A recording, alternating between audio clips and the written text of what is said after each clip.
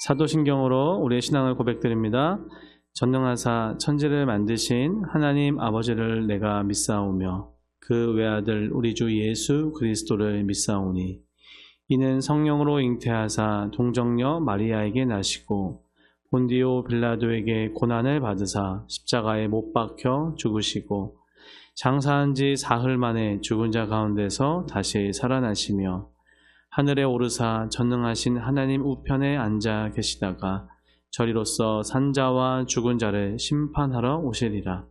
성령을 믿사오며 거룩한 공회와 성도가 서로 교통하는 것과 죄를 사하여 주시는 것과 몸이 다시 사는 것과 영원히 사는 것을 믿사옵나이다. 아멘. 찬송가 218장 찬양 드리겠습니다. 내 맘과 정성을 다하여서 주 너의 하나님을 사랑하라.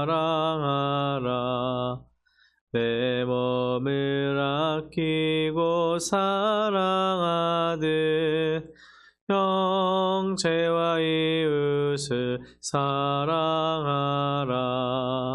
주께서 우리에게 명하시니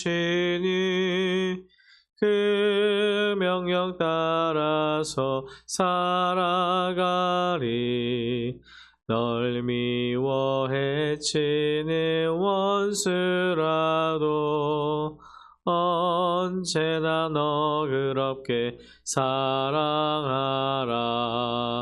널 핍박하는 자 위에서도 신실한 마음으로 복을 빌라. 주께서 우리에게 명하시니 그 명령 따라서 살아가리.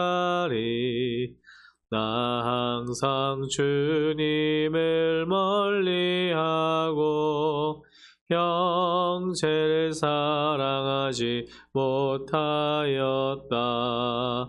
이러한 죄인을 사랑하사 주께서 몸버려 죽으셨다. 속죄의 큰 사랑 받으니 내 생명 다 바쳐 충성하리.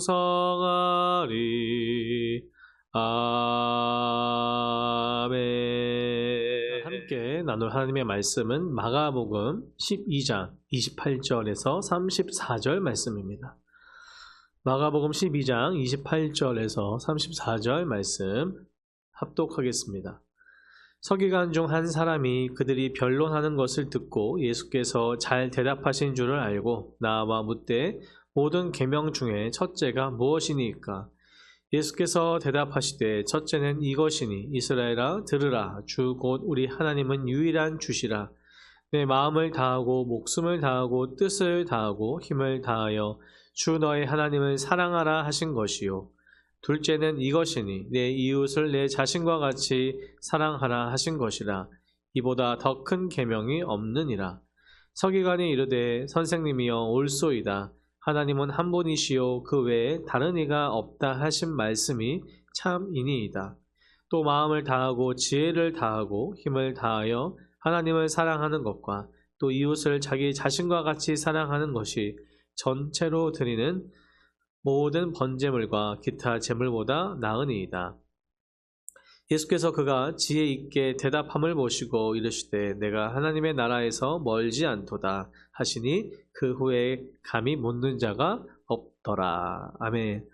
함께 이거 본문 말씀으로 첫째 되는 계명이라는 제목으로 함께 말씀을 나누려고 합니다. 기독교에서 가장 중요한 단어를 꼽으라고 하면 주저하지 않고 대부분 사랑이라는 단어를 이야기할 것입니다.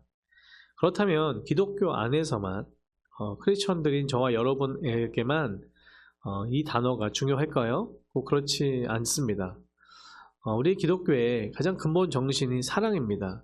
그런데 정말 사랑의 모습이, 사랑의 삶을 우리가 살고 있습니까? 그렇다면 우리 기독교인들을 바라보는 세상 사람들은 어떻게 보고 있을까요? 한국 리서치라는 그런 단체에서 정기 조사를 하는데요. 여론 속의 여론이라는 그 주제로 2020년부터 우리나라의 4대 종단인 개신교, 천주교, 불교, 원불교, 또 이슬람까지 이렇게 해서 우리나라 국민의 그 각 종교에 대해서 호감도를 조사하는 게 2020년부터 쭉 이어왔습니다.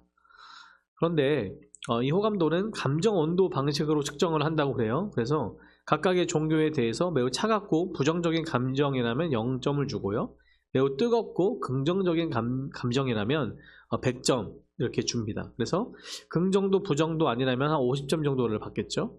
그런데 2024년 작년에 11월 20일부터 25일까지 진행한 결과에서 보면 호감도가 가장 높았던 종교가 불교였고요. 그 다음이 천주교, 그 다음에 개신교, 그리고 원불교, 이슬람교 순으로 호감도의 순서가 매겨졌습니다. 그런데 이 호감도 점수는 약간의 등락은 있지만 전체적인 숫자, 이 전체적인 순위는 변하지 않았다고 그래요. 불교 호감도가 51.3점으로 가장 높았고 유일하게 50점을 넘은 종교라고 합니다. 그 다음에 천주교가 48점. 그렇다면 우리가 믿고 있는 기독교, 우리의 기독교는 어떨까요? 개신교는 참 좀 안 좋은 점수인데 35.6점으로 불교나 천주교에 비해서 좀 격차가 크게 됩니다. 그런데 이게 그나마 다행이라고 해야 될지 모르겠지만 2년 연속 호감도가 상승된 게 이 점수라고 합니다. 여전히 순위는 세 번째에 있고 그렇지만 여전히 참 우리 기독교에 대한 인식이나 호감도는 좋지 않은 것이 사실입니다. 그렇다면 개신교 신자, 그러니까 크리스천들인 저와 여러분이 기독교라고 하면은 주로 떠올리는 단어가 뭘까? 참 공감하실 것 같아요. 사랑이 첫째고요. 그 다음에 믿음, 하나님, 구원, 십자가와 같은 우리가 믿고 있는 이 믿음의 본질, 이 교리의 특성을 나타내는 단어를 이 기독교인들, 교회 안에서는 기독교의 상징이고 가장 많이 떠올리는 단어다라고 이야기했다면 우리가 주목해 봐야 될 것은 이제 비기독교인들이겠죠. 비개신교인들은 무교나 아니면 다른 종교를 믿고 있는 자들이 이 기독교인들을 봤을 때 가장 먼저 떠오르는 단어가 뭐냐면 목사, 교회, 전도라고 합니다. 그리고 사이비, 불신, 이단, 이기주의, 강요와 같은 부정적인 단어도 계속 등장하고 있다고 합니다. 우리가 교회 안에서, 기독교 안에서의 또 이야기와 교회 밖에서의 사람들이 우리를 바라보는 시선이 좀 많이 다른 것을 알 수 있습니다. 그렇다면 기독교에 대한 인식이 사실 점점 안 좋아지는 것도 우리가 현실로 또한 피부로 와 닿는 것으로 알 수 있는데 참 안타까운 상황인데 이런 상황에서 그렇다면 오늘의 본문 말씀을 우리가 어떻게 바라보고 적용해야 될까요? 우리에게 주시는 하나님의 귀한 말씀인 줄 믿습니다. 그런데 이 말씀 자체를 처음 들어보거나 처음 읽어본 분은 성도님들은 아마 아무도 안 계실 거라고 생각이 됩니다. 기독교는 사랑의 종교죠. 우리도 가장 먼저 사랑을 이야기합니다. 그런데 오히려 반대로 세상에서 사람들이 우리를 바라봤을 때 정말 사랑의 종교를 믿고 있는 자들로 사랑을 실천하는 자들로 바라보고 있는가 한번 생각해 보면서 또 우리가 말씀 앞에 나아가기를 소원합니다. 서기관 중에 한 사람이 예수님을 찾아오죠. 근데 그 앞부분에서는 이 사두개인하고의 변론이 그 장면이 있었습니다. 그러니까 예수님이 정말 그 공생의 기간 가운데 많은 병자들 고치시고 또 전파하시고 하나님의 귀한 복음을 전하시고 또한 정말 그런 가는 곳곳마다 수많은 사람들로 몰렸는데 그때 또 예수님을 반대했던 또 부류들이 있었죠. 예수님을 반대하고 오히려 예수님을 책잡으려고 해서 어떻게든 책잡아서 정말 힘들게 하려고 하는 일명 종교 지도자들이 많이 있었습니다.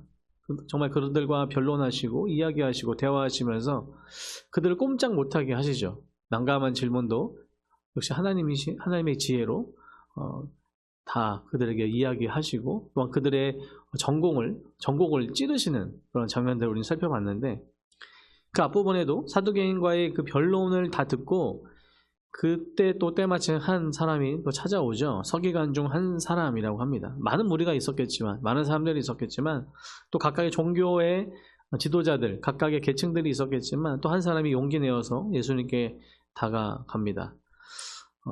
서기관이었습니다. 뭐 오늘날로 이야기하면 율법 교사나 또 율법에 가르치고 능통했던 또 교수님들이라고 생각할 수 있는데, 전통적으로 이 서기관들은 모세에 대한 율법을 연구를 했습니다. 613가지의 율법인데 그 중에 365가지는 어때요? 긍정, 부정적인 것이고 248가지는 긍정인데, 그러니까 이 총 613가지의 율법을 연구하면서 사소한 것을 하나씩 나누게 되는 거예요. 구분하게 되는 겁니다. 어떤 것이 더 무겁고 더 가벼운가, 이 법령을 구분하면서 그것을 막 뭐랄까요, 더 열심히 연구하고, 그래서 이 어떻게 보면 이 서기관이 예수님께 나온 이 질문은 그들의 평생의 연구의 질문이겠죠. 연구의 제목들이겠죠. 그러면서 어떤 율법이 큽니까? 어떤 모든 계명 중에 율법 중에서 첫째가 무엇입니까? 라고 어떻게 보면 그들에게 평생 걸치는 이 숙제를 가지고 예수님께 나옵니다.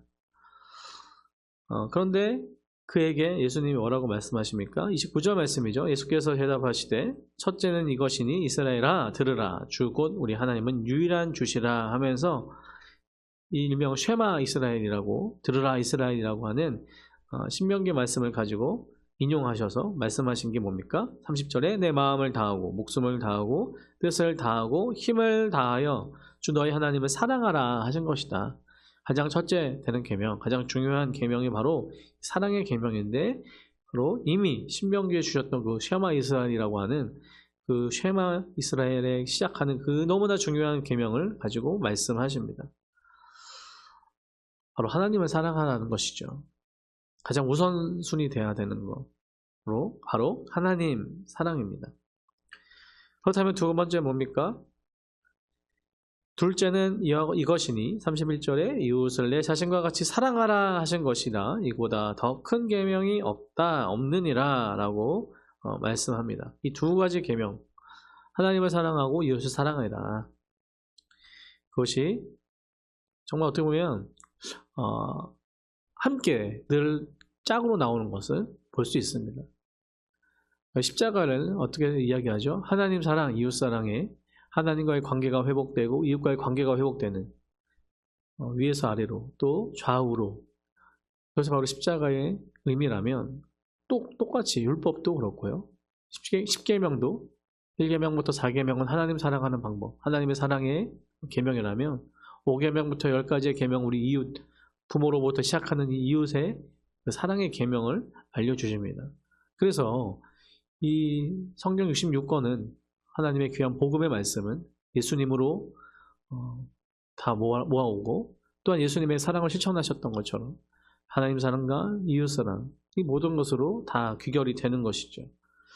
그러기에 평생 걸쳐서 난제와 같은 어떤 계명이 율법이 가장 클까, 첫째일까라는 이 질문 앞에 예수님은 하나님 사랑과 이웃 사랑이라는 너무나 귀한 또 결론을 내려주십니다. 이것은 함께 가는 것입니다. 그리고 너무나 중요한 성경과 복음의 정수라고 할 수 있죠.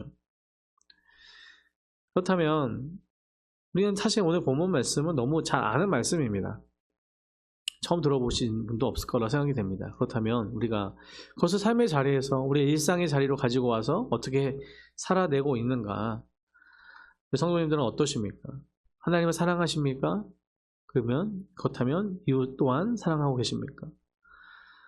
우리가 늘 오해하면 안 되는 것이 있습니다. 뭐냐면 사랑이라는 단어는, 사랑은 어떤 감정적인 변화나 요동함이 아니라 사랑은 삶의 자리에서 실천하는, 또 우리의 손과 발로, 삶으로 보여지는 바로 그러한 단어, 뜻이라는 것입니다. 우리는 사랑 오해할 때 그냥 머리로 아는 지식이나 동의하는 것 정도로, 그리고 아무 때로는 감정만 하나님 앞에 사랑해요라고 늘 고백한다면 그것은 온전한 사랑의 그림이 아니고 온전한 사랑의 모습이 아니죠. 사랑하면 사랑하는 사람이 원하는 것을 하게 되고요. 사랑하는 사람과 교제하기 원하고 함께하기 원하고 동행하기 원하고 그분이 원하는 것을 삶의 자리에서 살아내기 원하는 것입니다.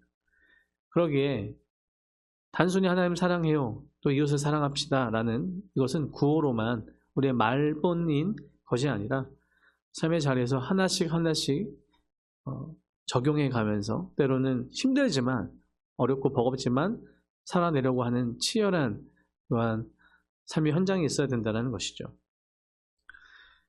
이 예수님의 너무나 귀한 말씀 앞에 서기관은 이렇게 반응을 합니다. 32절에 보니까 서기관이 이르되 선생님이여 옳소이다.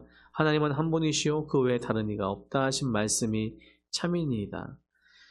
33절에 또 마음을 다하고 지혜를 다하고 힘을 다하여 하나님을 사랑하는 것과 또 이웃을 자기 자신과 같이 사랑하는 것이 전체로 드리는 모든 번제물과 기타 제물보다 나으니이다 하면서 정말 그 예수님의 말씀에 너무나 큰 은혜와 공감으로 또 나아가면서 말씀하죠. 반응을 하게 됩니다. 마음을 다하고 지혜를 다하고 힘을 다하여 하나님을 사랑하는 것, 또 이웃을 자기 자신과 같이 사랑하는 것, 이런 것이 뜻이 무엇일까요? 물론 단어 하나를 의미 있게 다 해석할 수 있지만 이 강조하면서 말하는 것이 무엇입니까? 전 인격을 이야기합니다. 나의 모든 것, 나의 전 인격으로 하나님 앞에 그 사랑으로 나아가는 것. 그렇게 하나님을 사랑하고 그 하나님의 사랑 가운데 어떻게 해요? 우리 이웃과 그 사랑을 나누는 바로 그것이 진정한 사랑이다. 하나님의 귀한 복음의 말씀, 그러기 위해 예수 그리스도가 십자가에 달려 죽으시고 이 땅에 오신 것을 말씀하고 있죠. 요한일서 4장 7절부터 9절 말씀에 보면 사랑하는 자들아 우리가 서로 사랑하자. 사랑은 하나님께 속한 것이니 사랑하는 자마다 하나님으로부터 나서 하나님을 알고 사랑하지 아니하는 자는 하나님을 알지 못하나니 이는 하나님은 사랑이심이라. 하나님의 사랑이 우리에게 이렇게 나타난 바 되었으니 하나님이 자기의 독생자를 세상에 보내심은 그로 말미암아 우리를 살리려 하심이라. 아멘. 요한일서에서 하나님을 정의합니다. 사랑이라고 말씀합니다. 하나님은 사랑이 많으신 분이 아니라 사랑 자체이십니다. 그의 사랑으로 우리를 위해 십자가에 달려 죽기 위해 이 땅에 오신 그 예수님의 사랑, 그 사랑이 우리 가운데 부은 바 되어 삶의 자리에서 그 사랑을 흘려보내고 나아가는 저와 여러분들에게 간절히 소원합니다. 4월이 오늘이 3월의 마지막 주고 이제 4월이 오게 되는데 4월이면 사순절 기간이고요. 그 이후에 사순절 안에 고난주간이 있고요. 그리고 셋째 주면 부활주일이 있습니다. 한 어떠한 때보다 어떠한 절기보다 너무나 중요한 그 고난의 그리고 이 부활의 계절, 그 달을 맞이하면서 간절히 바라기는 우리 능곡중학교 성도님, 저와 여러분 모두가 그 하나님의 사랑을 다시 한번 십자가의 은혜 앞에 그 사랑을 정말 깊이 경험하며 단순히 동의하고 인정하고 감정적으로만 나아가는 것이 아니라 그 사랑을 실천하며 흘려보내며 이웃에게로 나아가는 저와 여러분 되기를, 십자가의 은혜로 나아가는 저와 여러분 되기를 간절히 소원합니다. 기도하겠습니다. 하나님 아버지, 그렇습니다. 하나님의 사랑과 이웃 사랑은 분리될 수 없습니다. 하나님께서 그 사랑을 실천하려 오셨고 하나님께서 사랑 자체이신 줄 믿습니다. 하나님, 그 사랑이 우리 가운데 부은 바 되어 영원히 죽을 수밖에 없는 우리가 하나님의 자녀가 되었고 이 자리에서 삶의 그곳에서 주님을 예배하며 나아가는 정말 그리스도인이 되었습니다. 하나님, 간절히 바랍니다.